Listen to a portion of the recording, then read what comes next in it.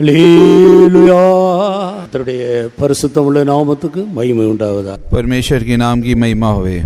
முழு உலகத்தாருடைய பாவங்களை சுமந்து நோய்களை சுமந்து தீர்த்த நம்முடைய அருமையான இயேசு நம்ம மத்தியிலே உலாவிக் கொண்டிருக்கிறார். हमारा परमेश्वर सारे पृथ्वी के पापों को बोझ उठा कर लिया है. वो हमको चंगाई देने वाला ईश्वर अगर हमारे बीच में आया है. அதை விசுவாசிக்கிற நாம் எல்லாரும் நம்முடைய கரங்களை உயர்த்தி நன்றியோடு கர்த்தரை ஸ்தோத்திரிப்போம். तो लोग इसे विश्वास करते हैं, हाथ उठाकर तारीफ करेंगे. Praise the Lord, praise the Lord, praise the Lord, praise the Lord, praise the Lord, praise the Lord, praise the Lord, praise the Lord. परमेश्वर के नाम की महिमा होवे. நம்முடைய தியானத்துக்காக எபிரேயருக்கு எழுதின நிருபம் 10ஆம் அதிகாரம் 5, 6, 7 3 வசனங்களையும் வாசிக்கும்படியாக கேட்டுக்கொள்கிறேன். हमारे ध्यान के लिए हम इब्रानियों का 10वां अध्याय 6, 7 और 8 वचन पढ़ेंगे. ஆகையால் அவர் உலகத்தில் பிரவேசிக்கும் போது பலியையும் காணிக்கையும் நீர் விரும்பவில்லை, ஒரு சரீரத்தை எனக்கு ஆயத்தம் பண்ணினீர். சர்வாங்க தகன பலிகளும் பாவ நிவாரண பலிகளும் உமக்கு பிரியமானதல்ல என்று. அப்பொழுது நான், தேவனே, உம்முடைய சித்தத்தின்படி செய்ய இதோ வருகிறேன், புஸ்தக சுருளில் என்னை குறித்து எழுதியிருக்கிறது என்று சொன்னேன் என்றார். होम बलियों और पाप बलियों से तू प्रसन्न नहीं हुआ. तब मैंने कहा, देख मैं आ गया हूँ, पवित्र शास्त्र में मेरे विषय में लिखा हुआ है, ताकि हे परमेश्वर तेरी इच्छा पूरी करूँ. கர்த்தருக்கு ஸ்தோத்திரம். परमेश्वर के नाम की महिमा हुए.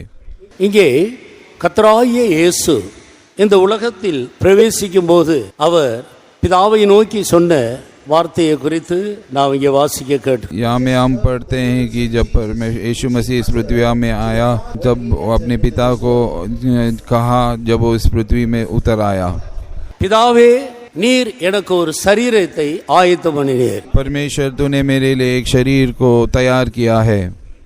அந்த சரீரத்தில் இதோ உம்முடைய சித்தத்தின்படி செய்ய வருகிறேன் என்று சொன்னார். इस शरीर में मैं आपकी इच्छा करने आया हूँ. கர்த்தராகிய இயேசு கிறிஸ்துவுக்கு ஒரு சரீரம் கொடுக்கப்பட்டு அந்த சரீரத்தில் இந்த பூமியிலே அவர் வெளிப்பட்டார். यीशु मसीह के लिए एक शरीर दिया गया, उस शरीर में वो उतर आकर हमारे पास आया. அந்த சரீரம் தேவ சித்தம் செய்யும்படியாக மட்டும் கொடுக்கப்பட்டிருக்கிறது என்று இந்த வேத வசனத்தில் நாம் நன்றாக விளங்கிக் கொள்ளக்கூடியதாக இருக்கிறது.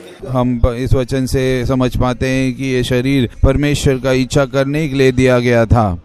நாம் அறிந்திருக்கிறது போல இந்த கூட்டம் சுகமளிக்கும் கூட்டமாக இருக்கிறது. ये सभा जो दिया गया है चंगाई का आराधना है. வியாதிக்கும் சரீரத்துக்கும் சம்பந்தம் இருக்கிறபடியால் நம்முடைய சரீரத்தை குறித்து சில காரியங்களை நாம் விளங்கிக் கொள்ள வேண்டியது அவசியமாக இருக்கிறது. बीमार और शरीर के बीच में एक संबंध है. इसके कारण से हमारा शरीर के बारे में हम जानना बहुत जरूरी है. ஆண்டவர் மனிதனை சிருஷ்டிக்கும் பொழுது நமது சாயலின்படியேயும் நமது ரூபத்தின்படியேயும் மனிதனை சிருஷ்டிப்போமாக என்று சொல்லி சிருஷ்டித்ததாக ஆதியாகமம் 1ஆம் அதிகாரம் 26, 27 வசனத்தில் நாம் வாசிக்கிறோம். उत्पत्ति 1 पहला अध्याय 26 या 27 वचन में हम पढ़ते हैं कि इसमें हम जान पाते हैं कि परमेश्वर हमारा शरीर में उतर आया, कैसा मनुष्य पृथ्वी में जन्म हुआ. மனிதனை தேவன் தமது சாயலின்படியும் தமது ரூபத்தின்படியேயும் சிருஷ்டித்தார். परमेश्वर ने मनुष्य को अपने स्वरूप में बनाया है. எதற்காக ஆண்டவர் மனிதனை அவ்விதமாக சிருஷ்டித்தார்? किस लिए परमेश्वर ने मनुष्य को इस प्रकार बनाया? மல்கியாவின் புஸ்தகம் 2ஆம் அதிகாரம் 15வது வசனத்துக்கு நாம் வரும் பொழுது, मलाकी 2 अध्याय 15वां वचन में हम पढ़ते हैं.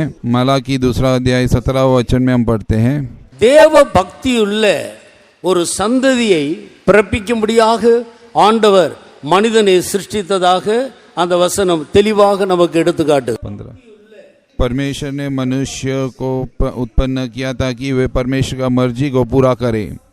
வாசிக்கலாம். கர்த்தருக்கு ஸ்தோத்திரம். परमेश्वर के नाम की महिमा होए. அவர் ஒருவனை அல்லவா படைத்தார். परमेश्वर ने एक को तो उत्पन्न किया था. ஆவி அவரிடத்தில் பரிபூர்ணமாக இருந்தது. पवित्र आत्मा उसके ऊपर में था. பின்ன ஏன் ஒருவனை படைத்தார்? क्यों एक मनुष्य को बनाया?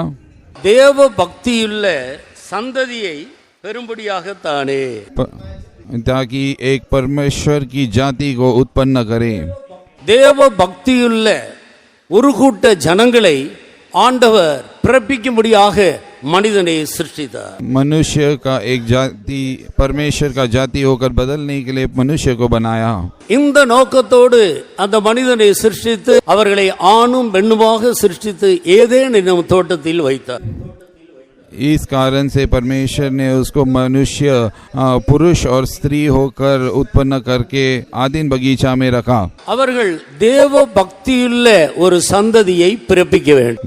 वे एक ईश्वरीय बच्चों को उत्पन्न करने का, அதற்கு மாறாக ஆண்டவர் அவர்களுக்கு கொடுத்ததான கட்டளைகள் நியமங்களை மீறி அவர்கள் பாவம் செய்தார். प्रोग्राम परमेश्वर का भजन उत्पन्न करना था, परंतु परमेश्वर के नियमों को उन्हें उल्लंघन किया और पाप किया। இந்த தேவனுடைய நோக்கத்திலிருந்து மனிதன் விழுந்து போனான். परमेश्वर का उद्देश्य से मनुष्य गिर गया। தோட்டத்தின் நடுவில் இருக்கிற கனியை புசிக்கிற நாளிலே நீ சாகவே சாவா என்று ஆண்டவர் தெளிவாக அந்த மனிதனுக்கு சொல்லி இருந்தார். आदिन बगीचा का जब फल तुम खाएगा तो गिर जाएगा कर कर यीशु मसीह ने उसे कहा था। ஆனாலும் அந்நிய சத்தமாகிய சாத்தானுடைய சத்தத்துக்கு செவி கொடுத்து ஆதி மனிதன் प्रभु ने कहा था, ஆண்டவருடைய கற்பனையை மீறி பாவம் செய்தார். परंतु पहला मनुष्य ने परमेश्वर का नियम को तोड़कर सरपंट का सांप का नियम को पूरा किया தேவன் எங்கே இருக்கிறாரோ और उसने नियम को तोड़ दिया।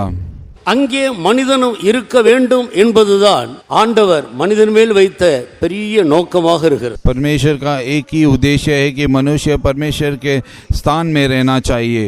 கர்த்தராகிய இயேசு இந்த பூமியில் ஊழியம் செய்து கொண்டிருந்த நாட்களில் அவர் பிதாவை நோக்கி ஜெபித்த ஒரு முக்கியமான ஜெபத்தை யோவான் எழுதின சுவிசேஷம் 17ஆம் அதிகாரம் 21வது வசனத்தில் நவாஸ். यूहन्ना का किताब 17वां अध्याय में हम पढ़ते हैं कि परमेश्वर यीशु मसीह का पहला एक प्रार्थना को हम जान पाते हैं, பிதாவே நாம் ஒன்றாயிருக்கிறது போல இவர்கள் எல்லாரும் ஒன்றாயிருக்க வேண்டும். परमेश्वर मैं कैसा आपके साथ एक हूँ, वे लोग भी आपके साथ एक होना चाहिए।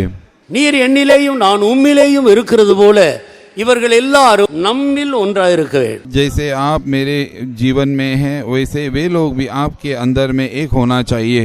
மனிதனை குறித்து ஆண்டவருக்கு இருக்கிற ஆழமான நோக்கத்தை பாருங்கள். देखिए परमेश्वर का उद्देश्य मनुष्य की प्रीति कैसा रहा। திருத்துவ தேவன் எப்படி ஒன்றா இருக்கிறார்களோ அதுபோலவே மனிதனும் அந்த திருத்துவ தேவனில் ஒருவனாக ஒன்றாக இருக்க வேண்டும் என்பதுதான் ஆண்டவர் மனிதன் மேல் வைத்த பெரிய நோக்கம். तृतीय परमेश्वर कैसे वे एक थे उसी रीति से मनुष्य भी तृतीय परमेश्वर में एक होकर दिखाई देने के लिए वो उनका उद्देश्य रहा।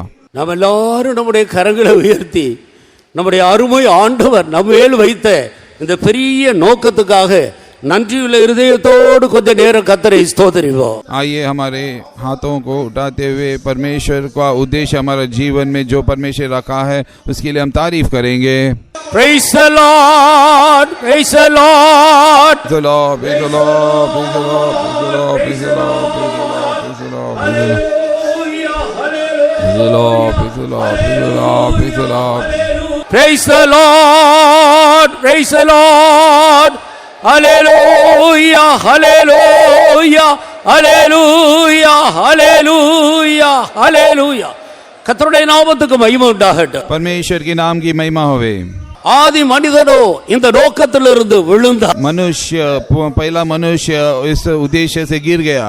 மனிதன் தேவனுடைய நோக்கத்திலிருந்து விழுந்தாலும் மனிதன் மேல் வைத்த தேவனுடைய நோக்கத்தில் யாதொரு மாற்றமும் இல்லாமல் இருந்தது. मनुष्य गिरने से भी परमेश्वर का उद्देश्य मनुष्य के ऊपर से बदली नहीं हुआ। அவர் செய்ய நினைத்தது ஒருபோதும் தடைபடாது. परमेश्वर ने जो सोचा है उसे कोई भी नहीं रुका सकता है। எந்த நோக்கத்தோடு மனிதனை சிருஷ்டித்தாரோ அந்த நோக்கத்தை அவனிலே நிறைவேற்றி முடிப்பதில் தேவன் தீவிரமுள்ளவராய் உண்மையுள்ளவராக இருக்கிறார். जिस उद्देश्य से परमेश्वर ने मनुष्य को उत्पन्न किया उसे वो पूर्ण करने के लिए वो सामर्थ्यवान परमेश्वर है। மனிதன் பாவத்தின் நிமித்தம் அவன் தேவ சமூகத்திலிருந்து அவன் வைக்கப்பட்டிருந்த ஏதேன் தோட்டத்திலிருந்து வெளியே அனுப்பப்பட்டு விட்டான். मनुष्य अपने पाप के कारण से अदेन बगीचा से बाहर निकाला गया. பாவத்து நிமித்தம் அவன் நிர்வாணியாக போய்விட்டான். पाप के कारण से वो नग्न हो गया. அவனை மூடி இருந்த மகிமை அவர்களை விட்டு விலகி போய், महिमा जो उसके ऊपर में था वो निकल गया. பயம் அவனை சூழ்ந்து கொண்டது. डर की आत्मा उसके झूंड लिया, उसे पकड़ लिया. ஆண்டவரை முகமுகமாக தரிசித்து அவரோடு சம்பாஷித்துக் கொண்டிருந்த மனிதனோ இப்பொழுது அவருடைய சத்தத்தை கேட்கவும் கூட பயந்தவனாக தன்னை ஒளித்துக் கொண்டார். जो मनुष्य परमेश्वर का आवाज सुनता था, आज वो परमेश्वर के आवाज को सुनते हुए डर रहा था. वो अपने आप को छुप रहा था. அவருடைய நிர்வாணத்தை மூடும்படியாக அவன் எவ்வளவோ சுயமாக பிரயாசப்பட்டு இலைகளை தைத்து தனக்கு வஸ்திரமாக அவன் உடுத்திக் கொண்டார். मनुष्य अपने नग्न को बंद करने के लिए पत्तों का इस्तेमाल किया. சுய நீதி தேவனுடைய பார்வையில் அழுக்கான கந்தையாக இருக்கிறது.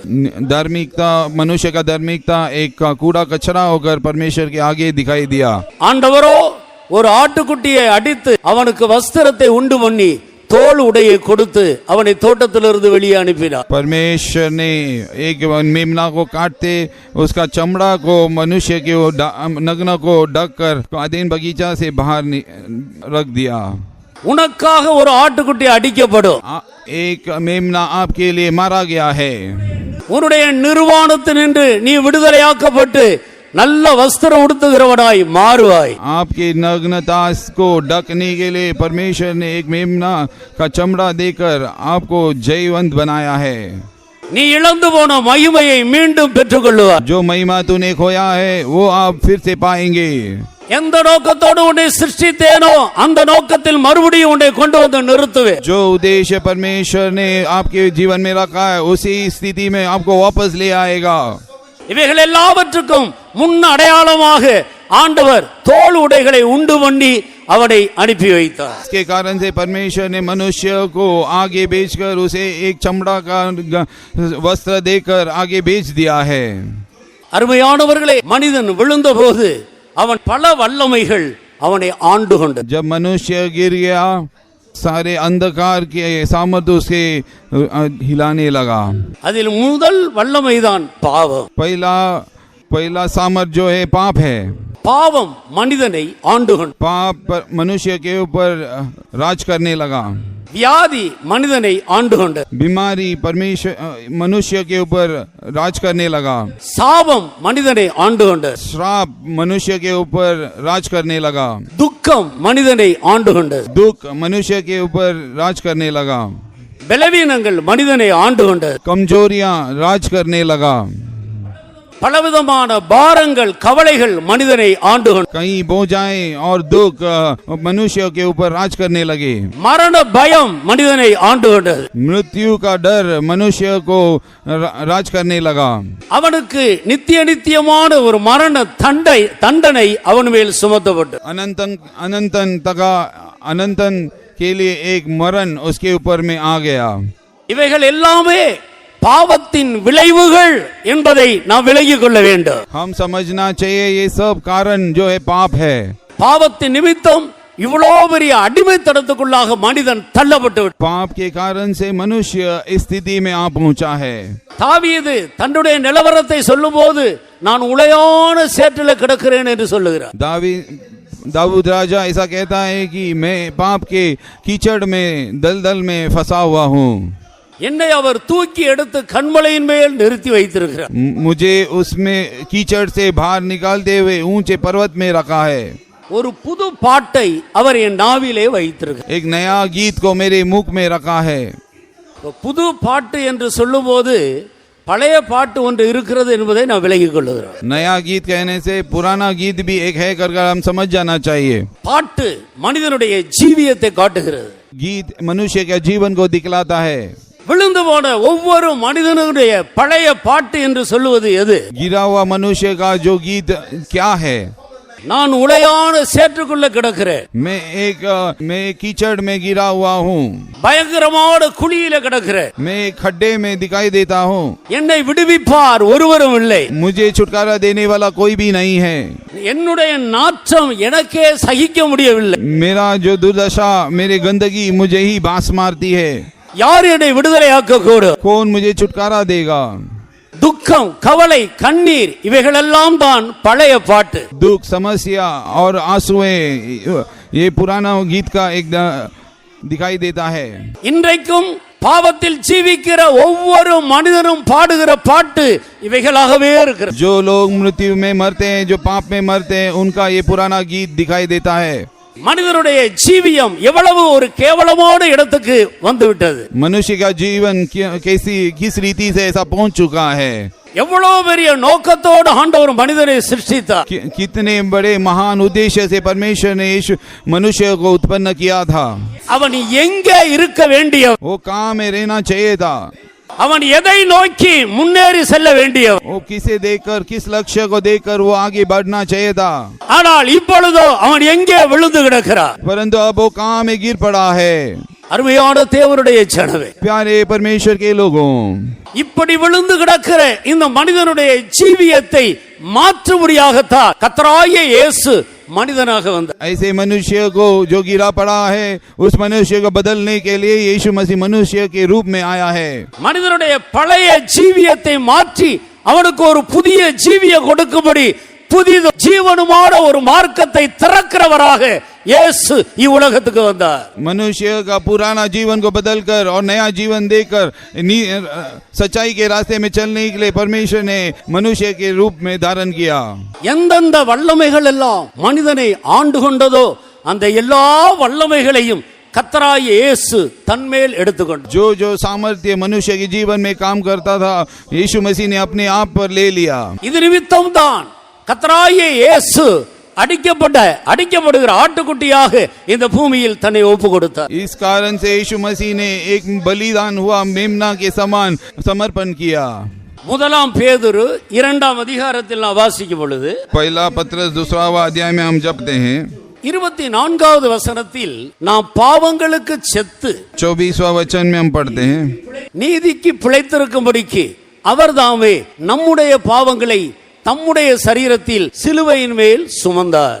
वह आप ही हमारे पापों को अपनी देह पर लिए हुए क्रूस पर चढ़ गया, जिसे हम पापों के लिए मरकर धार्मिकता के लिए जीवन बिताएं. उसी के मार खाने से तुम चंगे हुए हैं.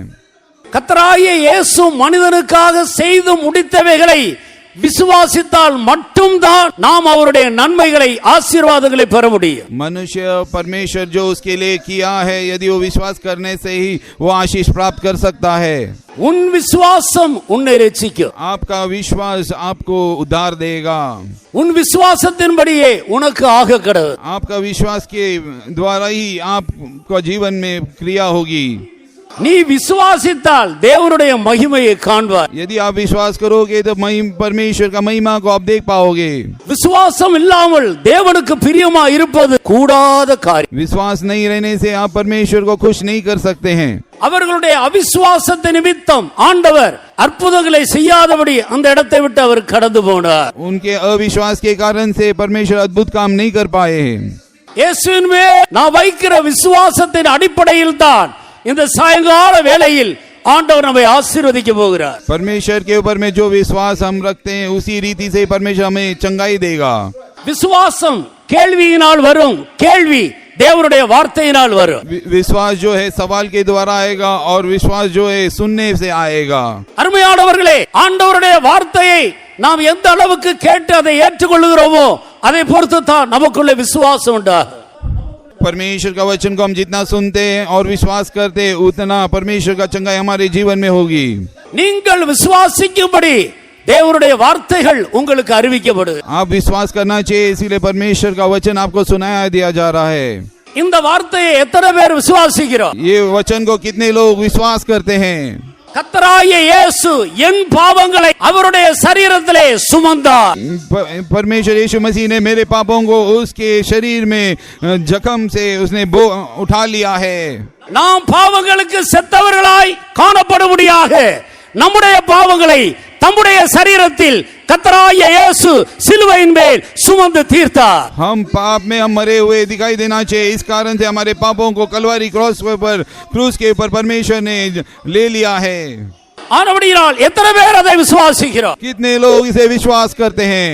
நீ விசுவாசத்தோடு உன்னுடைய குற்றங்களை இயேசுவினிடத்தில் அறிக்கை செய்தால், आप विश्वास के साथ में आपके पापों को कबूल करने से, இயேசுவே என் பாவங்களை நீர் சுமந்தீர் என்பதை நான் விசுவாசிக்கிறேன், यीशु मसीह में विश्वास करता हूँ कि तू मेरे पापों को उठाया है, என்னுடைய பாவங்களை மன்னிப்பீராக, पर यीशु मसीह मेरे पापों को माफ कर दे.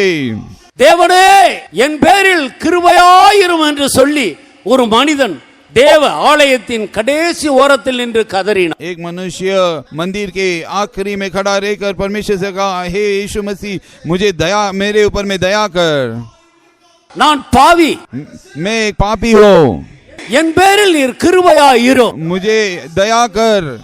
உம்முடைய கிருபை மட்டும்தான் என் பாவங்களை நிவர்த்தி செய்ய முடியும். आपका अनुग्रह ही मेरे पाप को क्षमा कर सकता है. இந்த விசுவாசத்தோடு நாம் கர்த்தருடைய ஆண்டவருடைய முகத்தை நோக்கி பார்ப்போமாக. इस विश्वास के द्वारा परमेश्वर यीशु मसीह का चेहरा को हम देखेंगे. அவர் முதலாவது நம்முடைய பாவங்களை சுமந்து தீர்த்தார். पहली बात है यीशु मसीह ने हमारे पापों को बुका है. இதை விசுவாசி, इसे विश्वास कीजिए. என் பாவங்களை இயேசு சுமந்து தீர்த்தார் என்று உன் வாயினால் அறிக்கையிடு. यीशु मसीह मेरे पापों को अब कलवारी क्रूस में ले लिया, ये विश्वास कर कर अब कबूल कीजिए. இந்த விசுவாசத்தை உனக்குள் நீ கொண்டு வராவிட்டால் உன் பாவத்திலிருந்து எந்த விடுதலையை நீ பெற முடியாது. ये विश्वास को यदि आपके जीवन में आप नहीं ले आने से आप कोई भी चंगाई नहीं प्राप्त कर सकते हैं. பாவத்திலிருந்து விடுதலை பெறுகிற வரைக்கும் உன்னுடைய வியாதி உன்னை விட்டு நீங்க முடியாது. जब तक आप छुटकारा प्राप्त से नहीं प्राप्त करते हैं, जब तक आप बीमारी से भी छुटकारा नहीं प्राप्त कर सकते हैं. 38 வருடங்கள் வியாதியா இருந்த மனிதனை ஆண்டவர் ஆலயத்தில் பார்த்து, இதோ நீ சொஸ்தமானாய், இனி மறுபடியும் உனக்கு வியாதி அதிக கேடாக வியாதி வராதபடிக்கு இனி பாவம் செய்யாது. 38 साल तक जब वो मनुष्य बीमार था, उसको परमेश्वर ने चंगाई किया, उससे कहा कि अब इसके बाद में तो पाप नहीं करना चाहिए ताकि ये बीमारी वापस ना आए. அவன் ஏற்கனவே 38 வருடங்களாக பெதஸ்தா குளத்தண்டையிலே वो पहले से ही बेथेस्दा पूल के पास में वो 38 साल बीमार होकर सोया पड़ा था. வியாதியிலிருந்து சுகத்துக்காக காத்து கொண்டிருந்தவர் கர்த்தர் அவனை சுகமாக்கினார். परमेश्वर ने उसे चंगाई दिया, यीशु मसीह ने चंगाई दिया. மறுபடியும் அவனை ஆலயத்தில் பார்க்கும்போது, இனி அதிக கேடானது ஒன்றும் உனக்கு சம்பவியாதபடி पाप செய்யாது. और कोई बुरा चीज आपके जीवन में नहीं होना चाहिए, इस कारण से तू पाप न कर करके यीशु मसीह ने कहा. ஆனபடியால் பாவத்துக்காக மனஸ்தாபப்பட்டு இயேசுவினிடத்தில் அறிக்கையிட்டால் ஒழிய வியாதியிலிருந்து விடுதலையை பெற முடியாது. जब तक आप पाप को आप स्वीकार नहीं करते हुए उसे नहीं छोड़ देंगे, बीमारी आपके जीवन से नहीं जाएगा. நான் வியாதியினால் கட்டப்பட்டிருக்கிறேன் என்று உணர்கிற ஒவ்வொருவரும் நம்முடைய குற்றங்களை ஆண்டவரிடத்தில் அறிக்கையிடுவோம். मैं बीमारी से जकड़ा हूँ, ऐसे जो समझते हैं वैसे अपने पापों को आप स्वीकार कीजिए. ரட்சிப்பு உண்டாக வாயினால் அறிக்கை பண்ணப்படும். उद्धार आपके मुंह से जब आप स्वीकार करेंगे तब आपके जीवन में उद्धार आएगा. நீதி உண்டாக இருதயத்திலே விசுவாசிக்க வேண்டும். विश्वास कीजिए, धार्मिकता आपके जीवन में आना चाहिए. இயேசு என் பாவங்களை சுமந்தார். यीशु मेरे पापों को कलवारी क्रूस में ले लिया है. தேவனே பாவியாகிய என் பேரில் கிருபையாயிரும் என்று சொல்லுவோம். आइए हम यीशु मसीह से कहें, परमेश्वर मेरे ऊपर दया कर. ஒரு நிமிடம், 1 मिनट. நான் வியாதியாய் கட்டப்பட்டிருக்கிறேன் என்று உணர்கிறவர்கள், जो लोग समझते हैं कि वे पाप से जकड़े हुए, बीमार से जकड़े हुए, आंखें बंद करते हुए, கண்களை மூடி கரங்களை உயர்த்தி हाथों को उठाते हुए, தேவனே பாவியாகிய என் பேரில் கிருபையாயிரும் என்று சொல்லுங்கள். परमेश्वर मैं पापी हूँ, ऐसे कबूल कर कर मेरे पे दया कीजिए कर कर आप कहिए.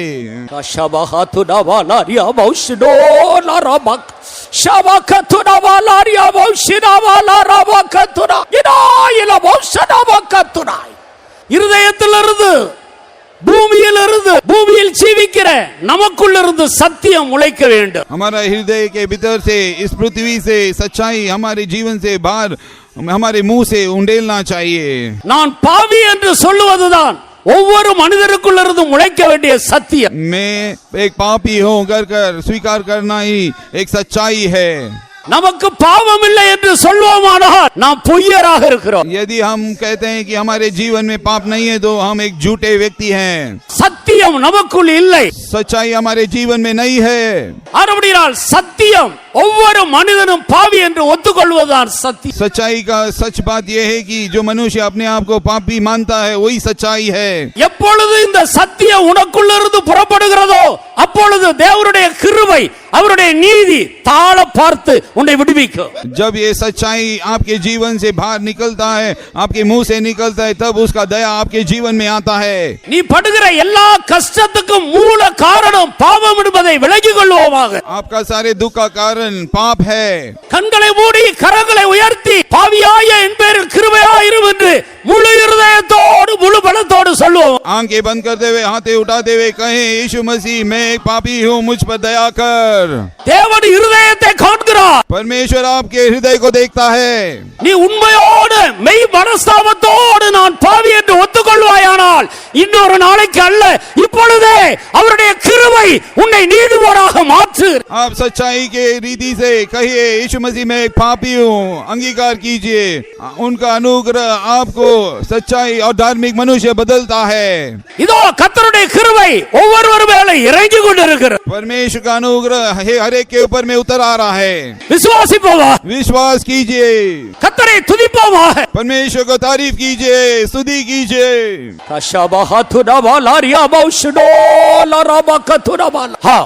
கர்த்தருடைய குற்றங்களை மன்னித்திருங்க. हाँ, परमेश्वर ने आपके पापों को क्षमा किया है. உன் பாவங்கள் உனக்கு மன்னிக்கப்பட்டது என்று அன்றைக்கு அந்த மனிதனுக்கு சொன்ன அதே ஆண்டவர் இன்றைக்கு விசுவாசத்தோடு தான் பாவி என்று ஒத்துக்கொண்ட ஒவ்வொருவரையும் பார்த்து ஆண்டவர் சொல்லுகிறார், உன் பாவம் மன்னிக்கப்பட்டது. उस मनुष्य को जब यीशु मसीह ने कहा कि तेरा पाप क्षमा हो चुका है, इसी रीति हमें देखकर हम जिन्होंने पाप को स्वीकार किया है, परमेश्वर कहता है कि आपके पाप क्षमा किया गया है.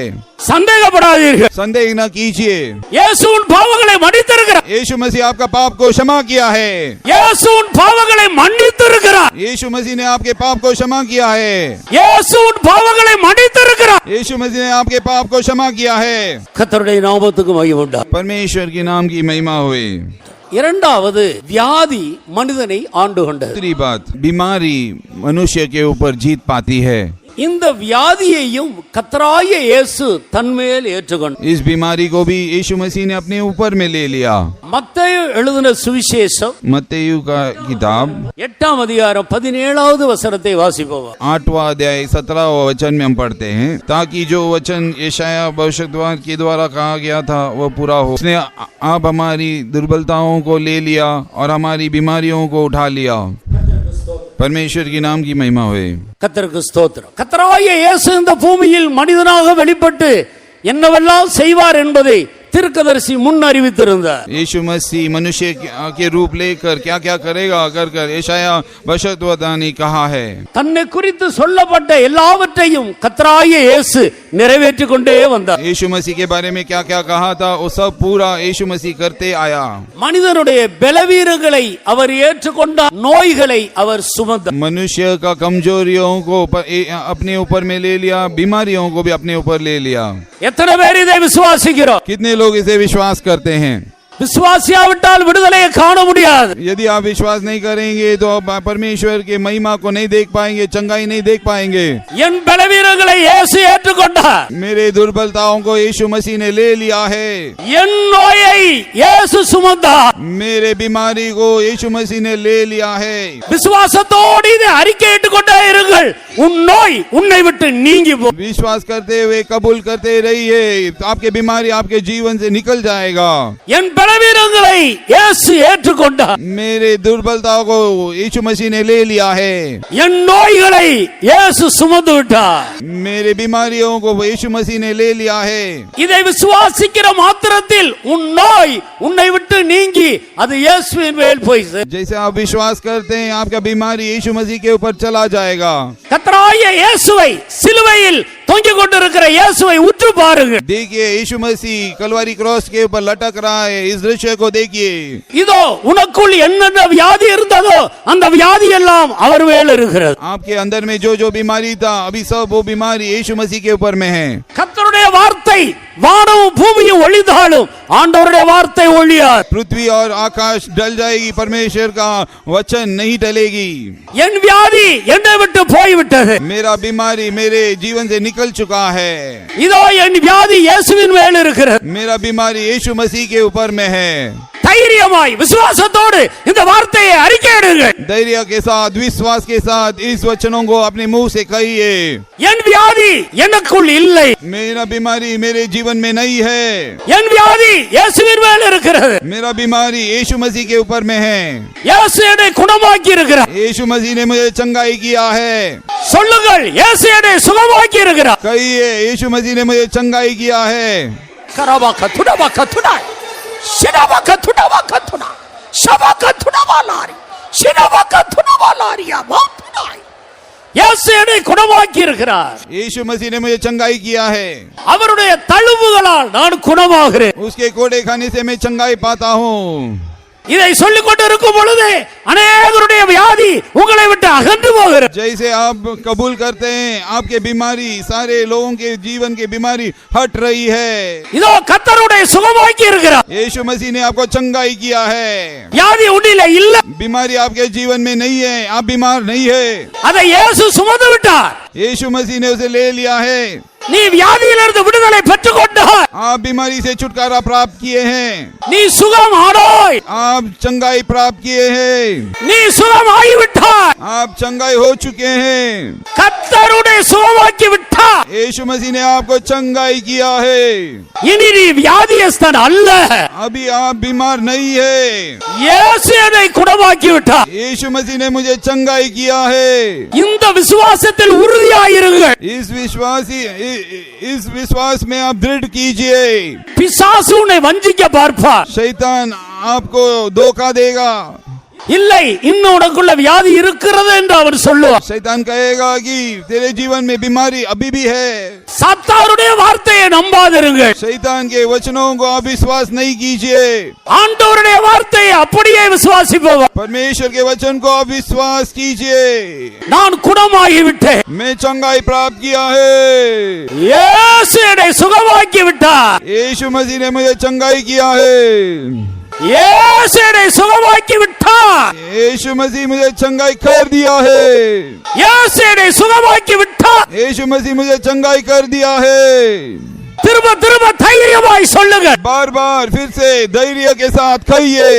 அவன் ஓடி போவான். शैतान भाग जाएगा आपके जीवन से. அவன் பொய்யன். वो झूठा है. அவன் பொய்க்கு பிதா. वो झूठ का पिता है. நீங்கள் விசுவாசத்தின் வார்த்தையை திரும்ப திரும்ப சொல்லும்போது आप உனக்குள்ள விசுவாசம் பெருகும். அவன் ஓடி போவான். विश्वास का शब्द को आप जैसे कहते रहेंगे वो शैतान भाग जाएगा. எத்தனை பேருக்கு தைரியமாய் சொல்ல முடியும் இயேசு என்னை சுகமாக்கி விட்டார்? कितने लोग धैर्य का साथ कह सकते हैं यीशु मसीह ने मुझे चंगाई किया है. Hallelujah hallelujah hallelujah hallelujah hallelujah hallelujah hallelujah. கர்த்தருடைய நாமத்துக்கு மகிமை உண்டாகட்டும். परमेश्वर के नाम की महिमा हुई. நீங்கள் கலாத்தியர் 3ஆம் அதிகாரம் 13வது வசனத்துக்கு வரும் பொழுது गलातियों का 3रा अध्याय 13 वचन में हम जब पढ़ते हैं இயேசு நம்முடைய சாபங்களை அவர் சுமந்து விட்டார். पर यीशु मसीह ने हमारे सारे श्रापों को अपने ऊपर में ले लिया है. मसीह ने जो हमारे लिए शापित बना हमें मोल लेकर व्यवस्था के शाप से छुड़ाया. क्योंकि लिखा है जो कोई घाट पर लटकाया जाता है वो शापित है. மரத்திலே தூக்கப்பட்டவன் எவனும் சபிக்கப்பட்டவன் என்று எழுதியிருக்கிறபடி கிறிஸ்து இயேசு நமக்காக சாபமானார். जो कोई काट पर लटकाया जाता है वो श्रापित है. इस रीति से हमारे श्राप को परमेश्वर ने ले लिया है. நியாயப்பிரமாணத்தினால் உண்டான எல்லா சாபத்துக்கும் அவர் நம்மை நீங்களாக்கி விட்டார். हमारे सारे शापों से उन्हें हमें छुटकारा दिया है. அருமையானவர்களே, प्यारे लोगों, நீங்கள் உபாகமம் 28ஆம் அதிகாரம் முதல் வசனத்திலிருந்து வாசித்தால், जब आप व्यवस्था विवरण को पूरी रीति से आप पढ़ते हैं, கர்த்தருடைய கற்பனைகளை கைக்கொண்டு நடக்கிறவர்களுக்கு கொடுக்கப்படுகிற ஆசீர்வாதத்தின் பட்டியலை நாம் பார்க்கிறோம். हम वहाँ में सब आशीष के वचनों को हम पढ़ते हैं. தேவனுடைய கற்பனைகளை விட்டு வலது பக்கம் இடது பக்கம் சாய்ந்து ஆண்டவருக்கு பிரியமில்லாமல் ஜீவிக்கிறது நிமித்தம் அவர்களுக்கு கொடுக்கப்படுகிற சாபங்களை பற்றி 15வது வசனத்திலிருந்து நான் வாசிக்கிறேன். हम वहाँ में देखते हैं कि यदि आप व्यवस्था विवरण से बाहर होकर चलते हैं, कमांड नियमों से बाहर होकर चलते हैं, वहाँ में कितने शाप हमें मिलते हैं कर हम जान पाते हैं. அங்கே अनेक சாபங்களை பற்றி நம்மால் படிக்க முடிகிறது. वहाँ में हम कहीं श्राप की बातों को हम देखते हैं. அதுல ஒன்றுதான் வியாதியும் கூட. उसमें एक जो श्राप है वो बीमारी है. கடன் கூட ஒரு சாபமாக இருக்கிறது. जो दार जो लेना है वो भी एक बीमारी है. மிருகங்கள், ஆடு மாடுகள், பிள்ளைகள் எல்லாமே சபிக்கப்படுவார்கள் என்று அந்த வேத வசனங்களில் நாம் தொடர்ந்து படிக்கிறோம். वहाँ में हम पर देखते हैं कि आपके जो भी भेड़ बकरियां हैं, आपके बच्चे लोग सब शापित रहेंगे. நீ வருகையிலும் சபிக்கப்பட்டிருப்பாய், போகையிலும் சபிக்கப்பட்டிருப்பாய். आपके आने में और जाने में आप श्रापित रहेंगे. பிரயாணங்களில் வருகிற ஆபத்துகள், விபத்துகள் எல்லாம் ஒரு சாபமாக இருக்கிறது. आपके जाने आने में भी आप श्रापित रहेंगे. சகல சாபங்களும் மனிதன் தேவனுடைய கற்பனைகளை விட்டு விலகுறதால் வருகிறது என்பதை நாம் விலக்கிக் கொள்ளும். जब मनुष्य व्यवस्था से बाहर जाता है तब सारे श्राप उसके ऊपर में आता है. கற்பம் விழுகிறதும் மலடும் உன் தேசத்தில் இருப்பதில்லை. देश में जो गर्भ गिरना वो कभी नहीं दिखाई देता है. गर्भ गिरना देश में कभी नहीं दिखाई देगा. இவைகளெல்லாம் ஒரு சாபம் என்றுதான் வேதம் நமக்கு தெளிவாக ये सब एक श्रापित बाइबल कहता है. நீங்கள் விசுவாசிக்கிறீர்களா? क्या आप इसे विश्वास करते हैं? இயேசு இந்த எல்லா சாபத்தையும் அவர் மேல் சுமந்து கொண்டார். यीशु मसीह ने सारे शाप को उसके ऊपर में ले लिया है. கிறிஸ்து நமக்காக சாபம் ஆனார். यीशु मसीह हमारे लिए श्रापित बना. உனக்காக ஒருவர் சபிக்கப்பட்டவராக சிலுவையில் தொங்கும்போது நீயே சாபத்தை சுமக்க வேண்டும். जब कोई एक व्यक्ति जो है आपके पाप को बुकने के लिए है तो आप क्यों शाप को बुकना चाहिए? இதை நீ விசுவாசித்தால் இன்று முதல் உன் சாபம் உன்னை விட்டும், உன் குடும்பத்தை விட்டும், உன் தொழிலை விட்டும், உன் பிள்ளைகளை விட்டும் நீங்கி அது ஆண்டவர் மேல் போய் சேரும். நீ அதை அனுபவிக்க வேண்டிய அவசியம். यदि तुम विश्वास करोगे कि तुम्हारा परिवार से, आपके बिजनेस से, आपके बच्चों के जीवन से वो निकल जाएगा और यीशु मसीह के ऊपर में ले लिया जाएगा. இயேசு கிறிஸ்து ஏற்கனவே உன் சாபங்களை சிலுவையின் மேல் சுமந்து தீர்த்து விட்டார். यीशु मसीह ने आपके सारे शापों को कलवरी क्रूस में ले लिया है. எத்தனை பேருக்கு அதை விசுவாசிக்க முடியும்? कितने लोग इसे विश्वास कर सकते हैं? இன்று முதல் நீ ஆசீர்வதிக்கப்பட்டிருப்பாய். आज के बाद आप आशीषमय होकर दिखाई देंगे. உனக்குள்ளே ஒரு சாபமும் இருக்க முடியாது. आपके अंदर में कोई भी श्राप नहीं दिखाई देगा, नहीं रहेगा. உன் சாபங்களை இயேசு சுமந்து தீர்த்தார். आपके सब शापों को यीशु मसीह ने ले लिया है, कलवारी में ले लिया है. இனி ஒரு சாபமும் உனக்குள் இல்லை. अभी आपके जीवन में कोई भी श्रापित नहीं रहेगा.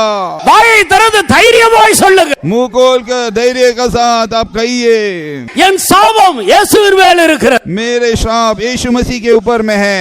இயேசு எனக்காக சாபமானார். यीशु मसीह मेरे लिए श्रापित हुआ. நான் இன்று முதல் இயேசு கிறிஸ்துவின் புண்ணியத்தால் ஆசீர்வதிக்கப்பட்டவர். मैं आज तक परमेश्वर का अनुग्रह के द्वारा मैं आशीष प्राप्त किया हूँ. தைரியமாய் சொல்லுங்க. धैर्य के साथ कहिए, உன்னை வஞ்சித்த அந்த பிசாசு உன்னை விட்டு ஓடி போகட்டும். जो शैतान आपको धोखा दिया है वो आपके अंदर से भाग जाएगा. वो उसे भागने दीजिए. இயேசு எனக்காக சாபமாகி விட்டார். यीशु मसीह मेरे लिए श्रापित हुआ है. எனக்குள் சாபம் இல்லை. मेरे अंदर में श्राप नहीं है. நான் இயேசுவினால் ஆசீர்வதிக்கப்பட்ட ஒரு நபர். मैं यीशु मसीह के द्वारा आशीष प्राप्त किया एक मनुष्य हूँ. இதை சொல்லிக் கொண்டிருக்கும் பொழுதே அந்த பிசாசு, அந்த பொல்லாத ஆவி உன்னை விட்டு விலகி ஓடுகிறது. जैसे आप कबूल करते हैं वो शैतान जो दुष्ट आत्मा है वो आपसे छोड़कर भाग जाएगा. அநேகருடைய சாப கட்டுகள் அறுக்கப்படுகிறது. कई लोगों का, सारे लोगों का बंधन छूट गया है. உன் கட்டுகளை ஆண்டவர் அறுக்கிறார். आपके बंधन को परमेश्वर यीशु मसीह काट रहा है. உன் விசுவாசம் உன்னை ரட்சிக்கிறது. आपका विश्वास आपको उद्धार देता है. உன் விசுவாசம் உன்னை விடுதலையாக்குகிறது. आपका विश्वास आपको छुटकारा दे रहा है. கர்த்தரை மகிமைப்படுத்துங்கள். परमेश्वर को महिमा दीजिए. கர்த்தர் சாபத்தை நீக்குகிறார். परमेश्वर आपके शापों को आपके जीवन से निकाल रहा है. இன்று முதல் அவருடைய கற்பனைகளை கைக்கொள்வேன் என்று தீர்மானிப்பாயா? आप एक निर्णय लीजिए कि मैं परमेश्वर के मार्ग में चलूंगा, उसके नियमों को करूंगा. அவருடைய கற்பனைகளை விட்டு வலது பக்கம் இடது பக்கம் சாய மாட்டேன் என்று சொல்லுவார். मैं उसका नियम से दाएं और बाएं में नहीं मुड़ूंगा, मैं सीधे चलूंगा. இனி ஒருபோதும் ஒரு சாபமும் உன்னை அணுக முடியாது. अब से कोई भी श्राप आपको छू नहीं सकेगा. வாதை உன் கூடாரத்தை அணுகாது. बीमारी आपके रहन स्थान में कभी नहीं आएगा. வாதை உன் கூடாரத்தை அணுகாது. बीमारी आपके जीवन में कभी नहीं आएगा, आपके घर के पास नहीं आएगा. தைரியமாய் சொல்லுங்க. धैर्य के साथ कहिए. நீங்கள் எந்த அளவுக்கு சொல்லுகிறீர்களோ அந்த அளவுக்கு விசுவாசத்தில் நீங்கள் பலப்பட முடியும். जितना विश्वास से कहेंगे आपका विश्वास तगड़ा होगा, बलवंत हो जाएगा. வாதை என் கூடாரத்தை அணுகாது. बीमारी मेरे निकट नहीं आएगा, मेरे घर के पास नहीं आएगा. நீ இன்றைக்கு வீட்டுக்கு போவாய், வீட்டிலே இளைப்பாறுதலோடு இன்றைக்கு நீ தேவ சமூகத்தில் காணப்படும். आप आज घर जाएंगे और शांति के साथ रह पाएंगे. நீ வெறுத்த வீடு உனக்கு இன்பமாக இருக்கும். जो घर आप द्वेष किए हैं वो एक मीठा होकर बदल जाएगा.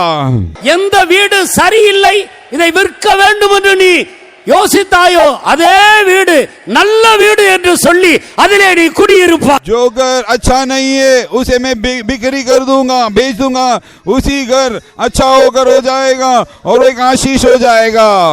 சத்துரு உட்புகுதலும் குடி ஓடி போவதும் இனி இருக்காது. शत्रु अभी आपके घर में कभी नहीं रहेगा, वो भाग जाएगा. சாத்தான் உன் வீட்டுக்குள் வர முடியாது. शैतान आपके घर के अंदर नहीं आ सकता है. பிசாசு உன் வீட்டுக்குள் வர முடியாது. शैतान आपके घर में नहीं आ सकता है.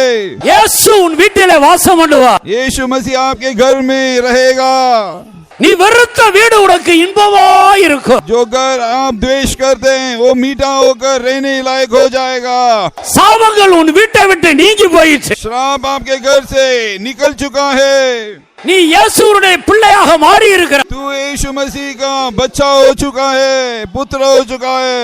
இனி வாதை உன் கூடாரத்தை அணுகாது. बीमारी आपके निवास स्थान में कभी नहीं आएगा. விசுவாசிக்கிறவர்கள் கரங்களை உயர்த்தி ஸ்தோத்திரம் பண்ணுவார். विश्वास करने वाले लोग हाथ उठाकर तारीफ कीजिए. Praise the Lord, praise the Lord, praise the Lord, praise the Lord, praise the Lord, praise the Lord, praise Hallelujah. கர்த்தராகிய இயேசு மனிதனை ஆண்டு கொண்ட எல்லா பாரத்து நின்று எல்லா பிரச்சனையும் நின்று அவனை விடுவிக்கிறார். यीशु मसीह ने मनुष्य जीवन में जो उसके जीवन में बंधन और बोझाएं थी उसे हटाकर यीशु मसीह उसे छुटकारा दिया है.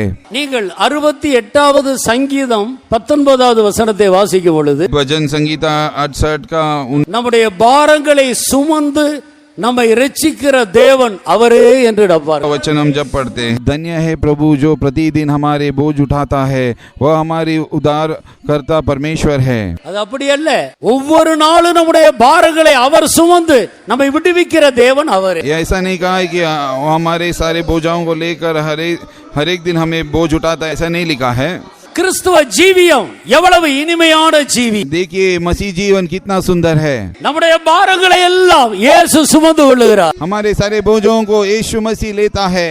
கர்த்தர் மேல் உன் பாரத்தை வைத்து விடு. आपके सारे बोझाओं को यीशु मसीह के ऊपर रखिए. அவர் उन्हें आदरिப்பார். वो आपको आदर करेगा. அவர் உன்னை தள்ளாட ஒட்டார். वो आपको कभी हाथ नहीं छोड़ेगा.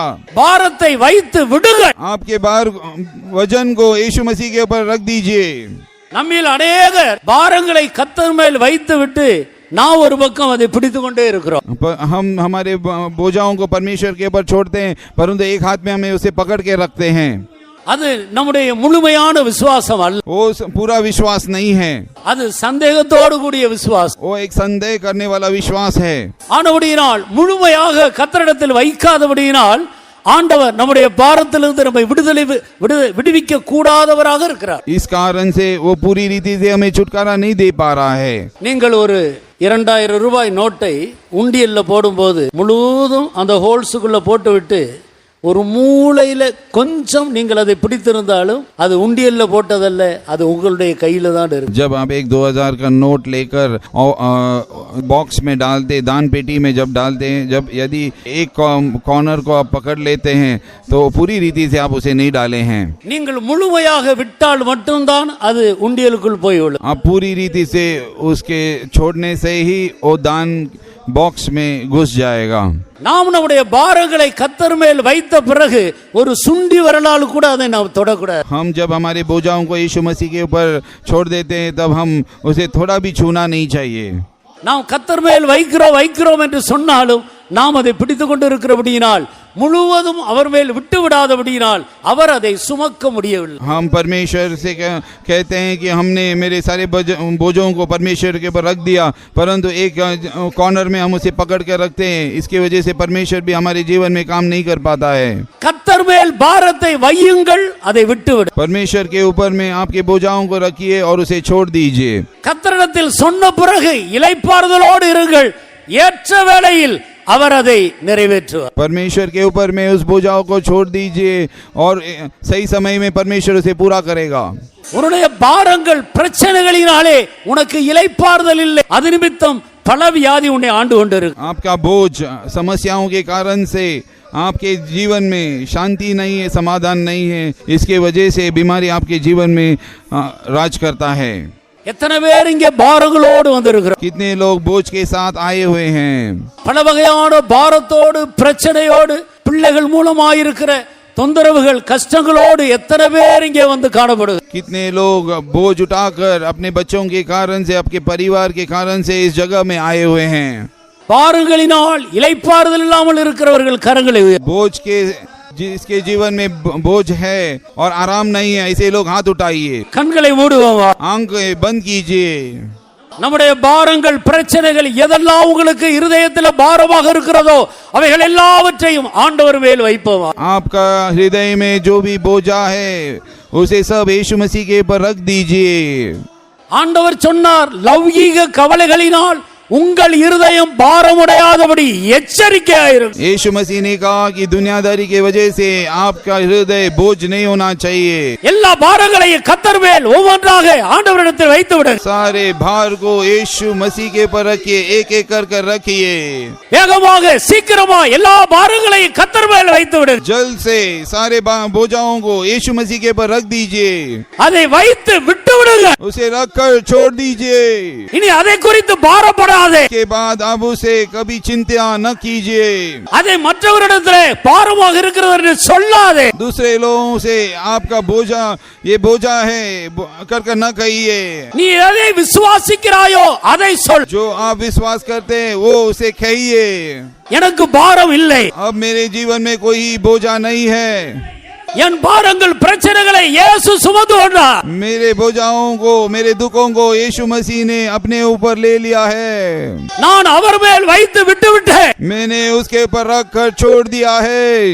இப்பொழுது நான் இளைப்பாறுதலோடு இருக்கிறேன். अब मैं शांति के साथ रह रहा हूँ. இனி இந்த பாரத்தை குறித்து கவலைப்படாதே. अब आप अपने बोझा की वजह से कभी सोच मत, चिंता न कीजिए.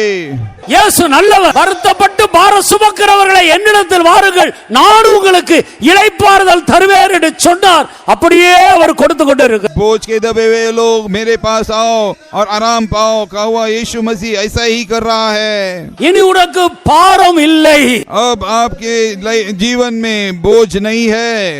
எந்த காரியங்கள் உன் இருதயத்தை அழித்துக் கொண்டிருந்ததோ அதை இப்போது இயேசு உன்னை விட்டு அகற்றுகிறார். जो चीज आपको नाश कर रही थे, जो आपके बोझ था, यीशु मसीह ने उसे हटा रहा है, उसे ले लिया है. இருதயத்தில் உள்ள பாரம் உன்னை விட்டு நீங்கிற்று. आपका हृदय का भार आपके जीवन से हट चुका है। இதோ இயேசு உனக்கு இதயத்திலே இளைப்பாறுதலை கொடுக்கிறார். यीशु मसीह आपका जीवन में आराम दे रहा है। கஷபஹது நபலாரியா பௌஷடோ ரபக் ஷபபபகது யனபகதுனினகதுனப. உன் இதயத்திலே இளைப்பாறுதலை இயேசு கட்டளையிட்டிருக்கிறார். हाँ, यीशु मसीह ने आपके जीवन में आराम शांति दिया है। கர்த்தருடைய நாமத்துக்கு மகிமை உண்டாகட்டும். की नाम की महिमा होए।